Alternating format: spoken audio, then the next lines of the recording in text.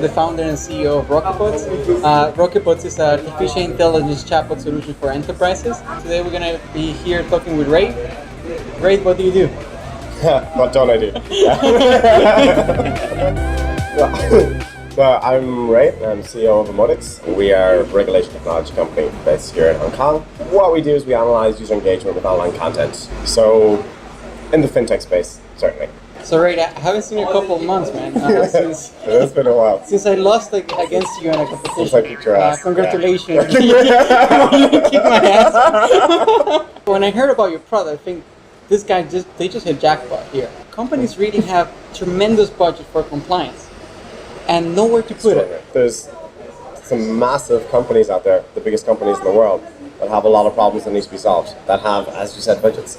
Compliance, in particular, when you look at the major banks, a lot of them have tripled their compliance staffing over the last 5 years, to the point where compliance has become the largest department in a lot of these banks. So anything you can do to help them out and start to reduce some of those costs, they're definitely going to be interested. I think we got started at the right time, rather than kicking into it now, because I think people are really starting to fully appreciate the market potential. How are you finding things chatbot land? I guess when you started off, this was fresh territory, but chatbot. At that time, you're right. The question was, what is a chatbot rather than we want a chatbot for a company? But what happened then is that it really became such a buzzword and the expectations were too high. And I love that because people really expected that you can just put a chatbot to any company and there's a magic box and it knows all the answers about your company and it can do it perfectly. So it's a hype curve thing. The hype curve. And it was actually, this was a very strong curve. In the eye field we see it, but for chatbots everyone thought it was going to change the world. And after 3-4 months in, they just realized that's not the case. To this day, there's very few chatbots that actually are doing the job that they originally promised. So the industry went down. And it's kind of like the bubble burst. And that was actually very good for us. Because back then is where the moment we had the most competitors. Everyone was trying to get into chatbot space. Then those companies actually died out because they were not able to capture the market quick enough. Mm-hmm. And now what we have left is actually the curve after the bubble, which is the actual value generation. Mm-hmm. And we're lucky to have raised funds at the right time and have captured the correct clients at the right time. So what brings you to this wonderful city? Was there a girl? No. Probably no. Likely. I was just kind of throwing out applications for jobs in Hong Kong and Tokyo and Seoul and Singapore, and the first one I landed, I took. How did you start a company? It came off the back of the company I had been working with, and the guys running it did a hard pivot away from enterprise, which is not my zone. I'm hardcore enterprise software guy. So off the back of that, we decided, you know what, let's give this a try. Got a prototype together, got AIA, major insurer here, to do a proof of concept, and we just kind of went from there. And here we are, a year-ish later. 4 people in now. Keeps our burn low, because we discussed this. Yeah, I'm actually quite jealous about it. we have almost 20 people on payroll right now. Wow. Yeah. 20 people. Yeah, it is a responsibility, I must say. Yeah. Are they? I assume they're not all here. They're not all here. No. No. We could imagine 20 Hong Kong salaries. God, no. We will have run out of capital. We will have run out of capital. in about 2 weeks. My story is quite different. Yeah, let's do you. I come from El Salvador. Got a scholarship to go to Germany. Did my studies, work in IBM Germany. So that's the first time I actually started touching artificial intelligence. Mm-hmm. With the whole Watson wave coming in, this is the project we're talking about back then. Left IBM to move to Google, left Google to join a startup. The startup got acquired. The startups are getting kind of corporate, so I was trying to look something new to do. And back then, the Chinese University of Hong Kong sends me a message saying, "Hey, you have a background in entrepreneurship. We would love to give you a scholarship to come over here." So I finished my MBA and I started working in this large group called NBN Group. So it's a digital conglomerate here. And they do very advanced projects for companies. And one of the projects that we were working back then was a chatbot actually for a very large bank. And That's convenient. Yeah, that was convenient. Right? So I was actually working in the chatbot space, and Facebook at the same time, without like knowing anyone knowing, releases their APIs. And out of nowhere, you have the option to actually connect the chatbot, which was natural language processing intelligence, to the largest social media around the world, with 1.2 billion people. And then the whole industry just went crazy and went after the chat. That's what started the chatbot bubble. So we were back then. I remember going to back then my boss, and I told him, "Hey, I love what I'm doing here, but I want to do it for myself." So I started Rocketbots, and during that time, I actually had someone working the technology with me and this other large project from Pakistan. We're hiring people here, and we had a serious issue because developing chatbots is a very sensitive technology. It's incredibly time sensitive. Mm-hmm. If you send a message to a chatbot and you're gonna get the response in half a second, then you either leave, you think it's broken, whatever. Yeah. So we need to hire people who had a very, very high level of expertise in Node.js or upcoming technologies. We interviewed around 100 people in Hong Kong. We have this test that they have to fill and finish. From those 100 people, 10 were able to finish it. And for these 10 people, we're asking salaries that we were, as a starting company, we just really couldn't afford. They were looking for a starting salary of, 40,000 Hong Kong dollars a month. And we need to hire 5. So there you go. That's really not that bad. You think so? That was really I wouldn't pay it. Don't get me wrong. Yeah. My co-founder from Pakistan went back home, and he calls me and says, "Jerry, I found the guys." I'm like, "What do you mean? We interviewed 100 people here. How is it possible that you've been there for 1 week and you already have the guys?" It's like, "Yeah, a couple of friends of mine. Did they pass the test?" "Yeah, they passed the test." And I said, "That's impressive." And I said, "Jerry, I haven't told you the best thing." "What is the best thing?" "You can hire 5 master graduate years for the price of 1 person in Hong Kong." And then we realized actually that the quality of content, the code that we were creating in Pakistan was actually higher than Hong Kong. So it came to this situation that it was no-brainer. Absolute no-brainer. Higher quality, lower price. Yeah. We're lucky enough to raise some capital, and it's lasting us much longer than we anticipated specifically because of this. Yeah, but we're gonna have to raise some soon, and we're scared about that. In Hong Kong, if you're familiar with the market, there are gaps that nobody's filling. So if you don't have a certain amount of traction, you're not like this huge company you're making a lot of revenue. It's actually quite hard to raise funds. Mm-hmm. And I think we both are gonna roll into that problem soon. Oh, totally. Yeah. Could I raise 10 grand in Hong Kong? Maybe not. Could I in London?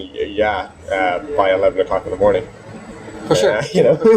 Now here's the funny thing: can you raise 20 million in Hong Kong? Yes. Yeah, totally. Yeah. So it's actually easier. When we were actually meeting investors. There we go. There was actually people who told us, "Jerry, the amount you're asking for is too little. I cannot help you. If you were asking for 3 times that, maybe 10 times that for sure." So I was like, "All right, so should I just raise more?" Yeah, but then there's the valuation. Then the valuation problem. Then you're giving away half of the company, right? Yeah. You're not. No. let's not do that. No, I know. It's kind of challenging. That was one of the main problems we had starting a company here. It's real tough. The risk appetite. It's not quite there. How do you guys raise funds? You don't have to drink right now. I know, it's a camaraderie thing. No man left behind. No left behind, yeah. Our funding so far has been through the accelerator every day. Zeroth.ai. Great guys. They've been really helpful. But they're in your accelerator. They're a startup as well. Tack said something last time we were here that's really stuck with me. He says what we're doing is giving these guys time, and that's what they did. They gave us time. If we didn't have Zeroth, we would have folded the company. Already died. Yeah. We would be dead. Exactly. We would be completely and utterly dead. And they gave us that lifeline, and so much more. The introductions are genuinely some of the best people on the planet in tech. Would you recommend new startups to go for accelerator? Yeah. Yeah? That's interesting because I'll go in the opposite spectrum here. I'll say no. I'll never suggest starting a podcast. It's just very specific cases there.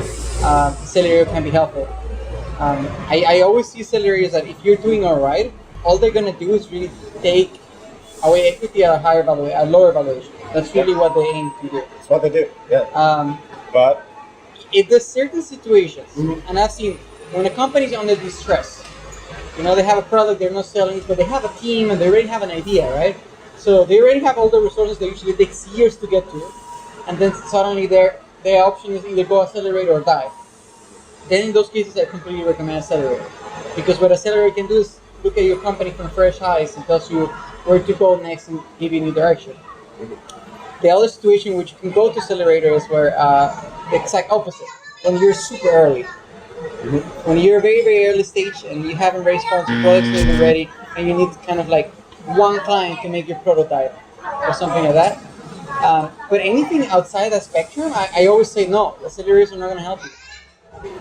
I would have had the exact same opinion as you until I actually did one. And this isn't my first time at the rodeo. This is, I think, the 6th startup that I've either founded or been a co-founder, and none of the others ever went through an accelerator. And we've done it this time. I was really reticent going into it, signing it. It was like, ugh, this could be a terrible mistake, because I had the exact same attitude you had. And now that I've gotten in there and done it, I don't regret it. You're part of something bigger. I mean, it's a collegial thing. You're part of a family now. You get to meet all these incredible people from all around the world, and they always have your back. I think Hong Kong attracts a certain kind of person. Everybody you meet is at the top of their game. They're incredibly smart. That's true. They're incredibly friendly. They will help you out every single way they can. Okay, that's not true, but yeah. For me it is. Maybe I'm just funnier than you. What I find here is that the currency that people deal in is how much they can help you.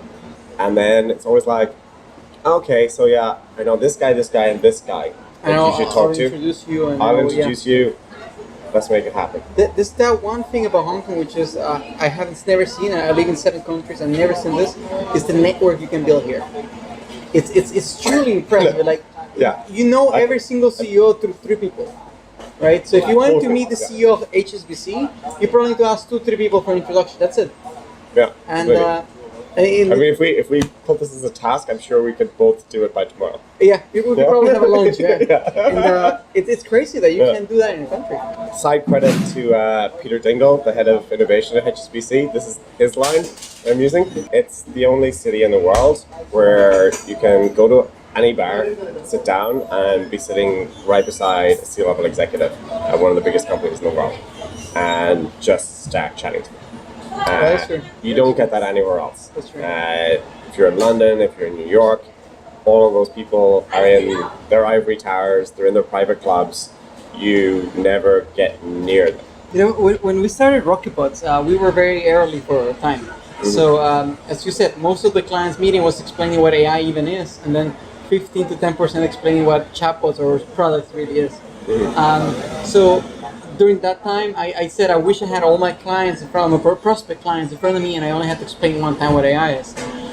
So that's what I did. I started calling co-working spaces, and this one called Garage. I said, sure, Jerry, I'm going to lend you the place. We're going to throw an event called AI, How Chatbots is Changing Business Forever. I was expecting, 20, 30 people. We sold out the event in 3 days. 140 people signed up, 177 people showed up. We were above the legal limit. I hope that doesn't go too far. But we just had too many people at the event, and we couldn't believe it. And we started what we called the Artificial Intelligence Society of Hong Kong. So we later on I became the chairman of the AI Society, and we do monthly events. And out of that event, 3 other conferences called me and said, hey, you want to be a speaker? And then from each one of those 2 other marketing, you want to be a speaker. So it's really crazy how fast you can advance in this ecosystem. I mean, you really get to a point that you need to be rejecting speaker offers, and I'm pushing that point now. Like, I'll be speaking at conferences for the next 3 weeks. Exactly. The biggest deals we ever closed, as someone I met either at an event or at a bar? Like very rarely. They're the only deals I do. You see this traditional. I don't even try standard email outbound or anything like that. It's pointless.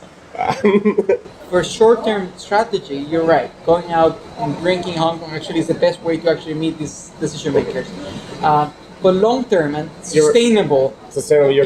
You're completely correct. Eventually, you want to have a family. You want to stop going every night to a bar. I guess. Potentially. I don't know. I don't know about that. And if that were to happen, you wish that the leads keep flowing in, right? So it's good to do both of them, I guess. Every single night, there's at least 3 or 4 events I should be at. I'll make it to 1, maybe 2. It's kind of a function of the constrained living spaces as well.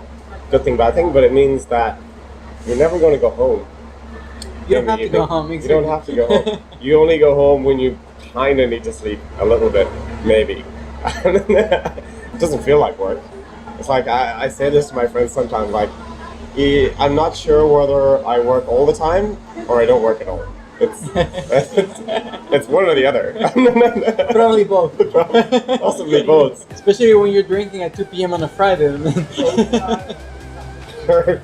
Or 10 a.m. on a Monday. Who's counting? This is work. Yeah, I keep convincing my investors. I know, yeah. This is totally work. I keep convincing. Don't worry, investors, I'm working. Cheers, Alex. I'm having so much fun.